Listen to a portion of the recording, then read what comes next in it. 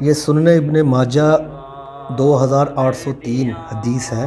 میرے نبی کریم رؤوف الرحیم صلی اللہ علیہ وسلم حضرت جابر بن عتیق رضی اللہ تعالیٰ آپ نا ایک مرتبہ بیمار ہو گئے، تو حضور ان کی عیادت کے لیے نا ان کے گھر تشریف لائے۔ تو جب گھر تشریف لائے نا تو آپ کے گھر والے کافی بیمار ہو گئے تھے، تو آپ کے گھر والوں نے کہا یا رسول اللہ حضرت جابر بن عتیق کافی بیمار ہو گئے، ہم نے تو یہی سمجھا تھا کہ آپ اللہ کی راہ میں جنگ کرتے کرتے قتل ہو شہید ہو جائیں گے، لیکن آپ تو کافی بیمار ہو گئے۔ حضور نے فرمایا کہ اللہ کے راستے میں اگر صرف قتل ہونا شہید ہوتا نا تو میری تو امت میں شہید ہی بڑے تھوڑے ہوتے۔